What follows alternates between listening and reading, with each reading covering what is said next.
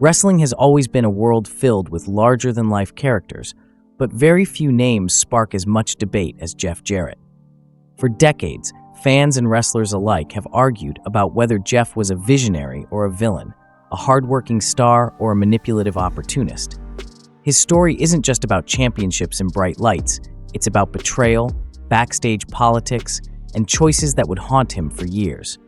Some call him underrated, others call him overhyped, but one thing is certain, Jeff Jarrett's career is a story drenched in controversy. And it all began at a time when wrestling itself was about to change forever. Jeff didn't just want to be a wrestler, he wanted to be remembered. Coming from a wrestling family in Tennessee, he had the business in his blood. But that same heritage made people suspicious. Was Jeff carving his own path, or was he simply another promoter's son with an unfair advantage? When he stepped into the WWF in the 1990s, the crowd noticed him instantly. His flashy outfits, his cocky Double J persona, and his signature guitar smashes turned heads. Yet behind that loud personality was a man desperate to prove that he belonged at the top, even if it meant stepping on people along the way. In 1995, the company placed a bet on a newcomer who seemed destined for greatness, Ahmed Johnson. With his incredible size, chiseled body, and explosive energy, Ahmed looked like the kind of powerhouse who could dominate the WWF for years to come. The fans roared every time he entered the arena, and it wasn't long before the company lined up his first big feud. The opponent chosen for Ahmed was none other than Jeff Jarrett. For Jeff, it was a chance to prove that he could make a star, or break one. For Ahmed, it was his moment to shine. But what happened between them would set the tone for Jeff's reputation in the years that followed. The build-up to their match was designed to be dramatic. Jeff, ever the showman, carried his gold record prop made of plexiglass, a symbol of his arrogant persona. The script was simple. Jeff would smash it over Ahmed's head, the record would shatter spectacularly, and the crowd would gasp in shock. But things didn't go as planned. When Jeff swung the record and it failed to break, he panicked. He tried again, harder this time. Still, it didn't break the way it was supposed to. In that moment, what was meant to be a staged attack turned into something that looked dangerously real. Ahmed was furious, convinced that Jeff had tried to hurt him on purpose. The match that followed was short, just 7 minutes. Jeff tried his usual trick, using his guitar to strike Ahmed and get disqualified. But instead of selling the hit, Ahmed popped right back up as if nothing had happened. He chased Jeff to the back, and the crowd erupted in chaos. To fans, it looked like Ahmed was unstoppable. To Jeff, it felt like humiliation. A guitar shot was supposed to end the fight, but Ahmed had turned it into a joke. Jeff stormed backstage, furious that Ahmed had no-sold his move, making him look like a fool. From that night on, the tension between the two was no longer just part of the script, it was real. Backstage, the situation only got worse. Ahmed told people openly that he hated working with Jeff. He accused him of being arrogant, difficult, and even dangerous. Jeff, on the other hand, claimed Ahmed was the problem. He said Ahmed didn't know how to work with others, didn't communicate, and kept himself isolated from the locker room. To Ahmed, staying quiet was a form of respect, listening to veterans and observing before speaking. But to Jeff and others, it came across as being standoffish, even hostile. What could have been just a professional disagreement slowly transformed into personal animosity. The feud left scars on both men's reputations. For Ahmed, fans wondered if he had the temperament to last in the wrestling business. For Jeff, whispers began to spread that he was manipulative, self-serving, and unable to get along with others. And then came the most explosive accusation. Ahmed suggested that Jeff might have been racist. Though Ahmed never gave concrete proof, his hints were enough to fuel rumors that Jeff had singled him out for reasons beyond wrestling. In a business already infamous for locker room politics, this claim became a shadow that followed Jeff wherever he went. Jeff denied the accusation fiercely. In interviews, he dismissed it as nonsense, pointing to his childhood and friendships as evidence against it. He explained that his best friend growing up was African American and that he had never treated Ahmed differently because of his race. In Jeff's eyes, Ahmed simply didn't get along with anyone. To him, Ahmed was guarded, suspicious, and always seemed to have a problem with the people around him. But denial didn't erase the damage. In wrestling, perception often matters more than truth, and the perception of Jeff as a difficult, divisive figure was beginning to harden. Despite the tension, Jeff continued to rise in the business. He gained notoriety for his guitar-smashing antics, his cocky strut, and his ability to get under the skin of both fans and fellow wrestlers. To some, that was proof of his genius as a performer. To others, it was a sign that he was more interested in protecting his own image than building the future of the industry. What happened with Ahmed Johnson wasn't an isolated incident. It was the first in a long series of feuds, arguments, and betrayals that would follow Jeff throughout his career. Each one added another layer to the story of a man who seemed destined to create conflict wherever he went. Yet, as the years passed, Jeff's controversies didn't just stay in the WWF. They grew, evolved, and reached new heights when he moved to WCW and later when he founded TNA. If the feud with Ahmed Johnson had been the spark, what came next would be the wildfire. In the year 2000, Jeff would find himself caught in one of the most infamous moments in wrestling history, a night that would change his career forever and leave fans questioning his place in the business. But to understand just how deep that betrayal cut, you have to step into the chaos of WCW at its breaking point. By the year 2000, WCW was a company tearing itself apart from the inside. Once considered the only true rival to Vince McMahon's WWF, it had become a circus of backstage egos, creative chaos, and ratings that were slipping fast. And right in the middle of the storm was Jeff Jarrett. He wasn't just another wrestler at this point. He was the WCW World Heavyweight Champion. But holding that title didn't make him powerful. Instead, it placed him in the crossfire between two men whose personal feud would drag the company down with them, Vince Russo and Hulk Hogan. Hogan had creative control written into his contract, meaning he could refuse to lose to anyone he didn't want to. Russo, WCW's head writer, was determined to break that control and prove he was in charge. Their battle came to a head at Bash at the Beach 2000, a pay-per-view that fans still talk about as one of the most bizarre nights in wrestling history. Russo wanted Hogan to lose to Jeff, but Hogan refused. With no way out, Russo gave Jeff shocking instructions: go to the ring, lie down on the mat, and let Hogan pin him. For Jeff, the order was humiliating. He had fought his entire career to be taken seriously, and now he was being told to lie down like a prop in someone else's war.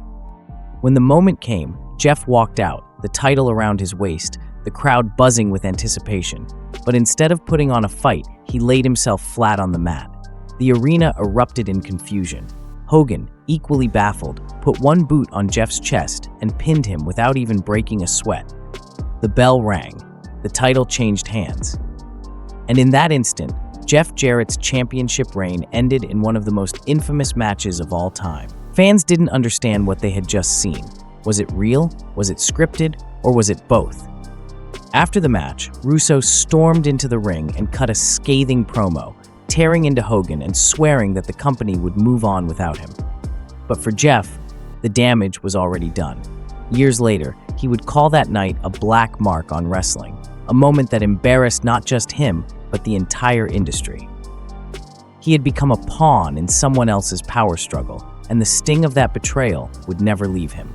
It was a night that left fans questioning not only WCW's future, but Jeff Jarrett's place in wrestling history.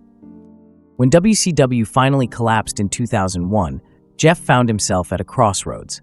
He wasn't welcomed back into the WWF because of his rocky history with Vince McMahon, particularly after holding up the company for money years earlier. With no home and no clear future, most wrestlers would have faded away. But Jeff wasn't most wrestlers. Instead of giving up, he decided to build something new. Alongside his father, Jerry Jarrett, a respected promoter from the Memphis Territory days, Jeff co-founded Total Nonstop Action Wrestling, or TNA, in 2002. It was a bold gamble, starting a wrestling company at a time when WWE was dominating everything, but Jeff believed he could create an alternative that fans desperately needed. In the beginning, TNA had promise. It introduced the six-sided ring, a fresh roster of hungry young talent, and a style that mixed traditional wrestling with high-flying innovation. Fans were intrigued, and Jeff, with his father's experience guiding the promotion, had a chance to prove himself not just as a wrestler, but as a visionary. For a while, the partnership between father and son worked beautifully. But then, Jeff made a decision that would fracture that bond forever. He brought Vince Russo into TNA as head writer. For Jeff, Russo was more than a controversial booker. He was an old ally, someone who had supported Jeff during his WCW days and helped make him a world champion. But for Jeff Jarrett, Russo was poison. Jerry believed Russo's crash TV style of storytelling had been the very thing that killed WCW. He warned Jeff that bringing Russo into TNA would be a disaster, but Jeff didn't listen. The move drove a wedge straight through the Jarrett family. The tension grew until it finally exploded. Jerry went behind Jeff's back and spoke directly to Bob Carter, the man bankrolling TNA through his company Panda Energy. Jerry told Carter that Jeff was the problem, that as long as his son was in charge, the company would never succeed. To Jeff, this wasn't just a disagreement, it was betrayal. His own father, the man who had raised him in the business, had gone to his financial backer and undermined him. For Jeff, it was a knife in the back. The fallout was devastating. Bob Carter lost trust in Jerry, and soon Jerry sold his shares in the company, leaving TNA behind. The family bond between father and son was shattered. For years, Jeff and Jerry didn't speak. The only way they could eventually repair their relationship was by agreeing never to discuss wrestling again. Jeff would later say that this betrayal cut deeper than anything a fellow wrestler, promoter, or executive had ever done to him. Because while enemies in the business come and go, the pain of being betrayed by your own blood is something that never truly heals. Still, Jeff pressed on. TNA was his creation now, and he poured his entire soul into it. But as time went on, the cracks began to show. The arrival of big names, power struggles, and personal scandals would slowly unravel everything Jeff had built. What began as a dream of creating the future of wrestling was about to spiral into chaos, scandal, and heartbreak. And the first blow would come from a place Jeff least expected, his own personal life. By 2006, Jeff Jarrett's gamble on TNA was starting to pay off. The company had secured television deals, developed its own loyal fan base, and even attracted some of the biggest names in wrestling. Among them was Olympic gold medalist Kurt Angle, who joined TNA in 2006 in a move that shocked the industry. His arrival was hailed as a game changer, giving the young company instant credibility. Soon after, his wife Karen Angle was introduced as an on-screen character. To the fans, it looked like TNA was creating a power couple storyline. But behind the curtain, reality was far more complicated, and the line between fiction and truth would soon blur in ways no one expected. Jeff, who had already suffered a devastating personal tragedy when he lost his wife to cancer, began forming a close relationship with Karen. She was still legally married to Kurt at the time, though their relationship was crumbling. What began as friendship and support slowly turned into something more. Rumors spread quickly in the locker room, whispers that Jeff and Karen were together. For a man already viewed as controversial and divisive, the scandal was like gasoline thrown on a fire. Jeff denied everything at first. Even when Dixie Carter, the company's president, confronted him directly, he insisted the rumors were false. But secrets rarely stay hidden in wrestling, and this one was about to explode. In 2009, the truth came out in dramatic fashion. A TNA employee called into a radio show and revealed publicly that Jeff and Karen were living together. The story spread like wildfire. Fans debated it, wrestlers picked sides, and Dixie Carter was furious. Not because of the relationship itself, but because Jeff had lied to her. In that moment, her trust in him evaporated. Dixie suspended Jeff on the spot, stripping him of power in the company he had co-founded. For Jeff, it was a nightmare come to life. His personal life had now bled directly into his professional one, and the empire he had built was slipping out of his hands. The scandal also created a war inside the locker room. Kurt was furious with Jeff, calling him out publicly and threatening to beat his ass. Wrestlers began dividing themselves into factions, some siding with Jeff, others with Kurt. Those who tried to remain neutral lived in fear that choosing the wrong ally might cost them their jobs. What should have been a private matter became an open wound that infected the entire company. To make matters worse, TNA turned the drama into storyline. Jeff was scripted to taunt Kurt by having Karen's kids call him Daddy Jeff, and in one infamous segment, Kurt was forced to walk his ex-wife down the aisle on television to marry Jeff. What was real and what was fiction became impossible to tell, and the toll it took on all three of them was enormous. When Jeff finally returned to TNA in 2010, he was no longer in control. Dixie Carter had used the scandal as an excuse to push him out of power. Jeff was now just another performer, stripped of his influence in creative decisions. Meanwhile, Dixie surrounded herself with new advisors, including Hulk Hogan and Eric Bischoff. The two veterans had been brought in to help take TNA to the next level, but instead they pushed through sweeping changes that crippled the company, moving from the unique six-sided ring back to a standard one, going head-to-head with WWE on Monday nights, and focusing on aging stars over the homegrown talent that had once defined TNA. To Jeff, it felt like watching his own house burn down while he was powerless to stop it. He had built TNA from nothing with his father, poured his sweat and soul into it, only to see outsiders dismantle everything piece by piece. He compared it to seeing a stranger torch your home while you stand there helpless. What made it even worse was that Hogan and Bischoff manipulated Dixie Carter, convincing her that their vision was the future, while Jeff could only stand by in frustration. He later said that TNA's downfall after 2010 was the direct result of their influence, and that Dixie didn't truly understand what she had signed up for when she handed them power. But Jeff's war with Dixie didn't start with Hogan and Bischoff. It went back years. As early as 2005, Dixie had stripped him of his role on the creative team, handing the reins to Dusty Rhodes. Jeff resented that decision deeply, feeling like he was being cut out of the very company he had built from scratch. Over time, their relationship grew toxic. Wrestlers and staff backstage learned quickly that they could play Jeff and Dixie against each other. If they didn't like Jeff's decision, they went to Dixie, hoping she would overrule him. If Dixie pushed back, they ran to Jeff. The company became a battleground of politics, with no clear leadership and chaos brewing behind every curtain. The breaking point came in 2013. That year, Jeff tried to buy a major stake in the company, hoping to regain some control. The Carter family blocked his attempt outright. That same month, TNA cut the pay of AJ Styles so drastically that he walked out and eventually joined WWE. For Jeff, losing AJ wasn't just a business failure, it was the clearest sign yet that the company was in free fall. AJ had been the face of TNA, the man who symbolized everything the company could have been. Without him, Jeff knew the dream was over.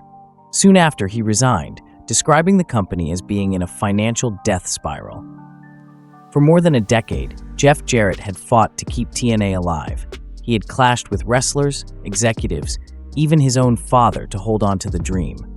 But in the end, all of it slipped away. He walked away from the company he had built with his own hands, no longer the founder, no longer the visionary, just another man watching the wreckage of his creations scatter in the wind. To this day, Jeff insists he holds no bitterness toward Dixie Carter, saying he's long since let go of their issues. But behind those words lingers the story of a man who gave everything to wrestling, only to find that wrestling often gives nothing back. Jeff Jarrett's journey is one of triumph and heartbreak, of ambition and betrayal. He is remembered as a wrestler who could draw heat like few others, a promoter who tried to build something different, and a man whose personal choices shaped and sometimes destroyed the world around him. Some see him as a survivor who always found a way to come back. Others see him as a manipulator who left chaos in his wake. Perhaps both are true. But the real question is this. After everything Jeff endured, betrayals by colleagues, his father, his business partners, and even himself, was he truly the villain of his own story? Or was he just another victim of the brutal, unforgiving world of professional wrestling?